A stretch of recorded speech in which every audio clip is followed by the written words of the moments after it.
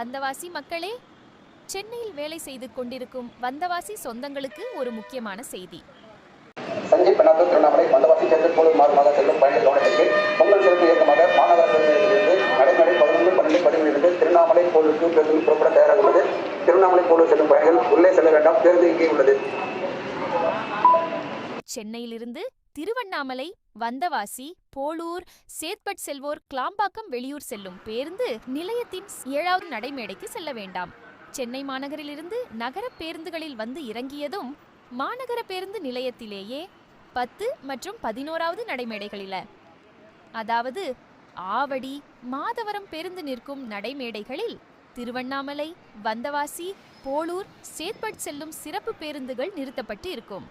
அங்கு உடனுக்குடன் பேருந்துகள் இயக்கப்படுவதால் சீட் பிடித்து நிம்மதியாக சொந்த ஊருக்கு செல்லலாம்.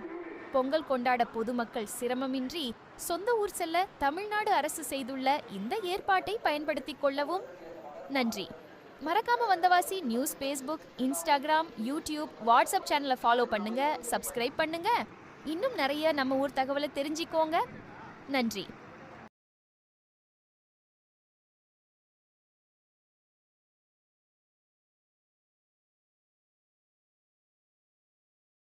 வந்தவாசி மக்களே, சென்னையில் வேலை செய்து கொண்டிருக்கும் வந்தவாசி சொந்தங்களுக்கு ஒரு முக்கியமான செய்தி.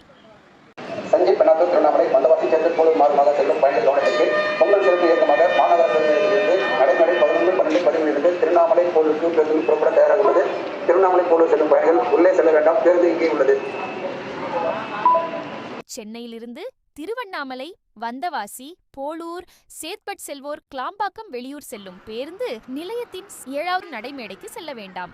சென்னை மாநகரிலிருந்து நகர பேருந்துகளில் வந்து இறங்கியதும் மாநகர பேருந்து நிலையத்திலேயே 10 மற்றும் 11வது நடைமேடைகளில, அதாவது ஆவடி, மாதவரம் பேருந்து நிற்கும் நடைமேடைகளில் திருவண்ணாமலை, வந்தவாசி, போலூர், சேத்பட் செல்லும் சிறப்பு பேருந்துகள் நிறுத்தப்பட்டு இருக்கும்.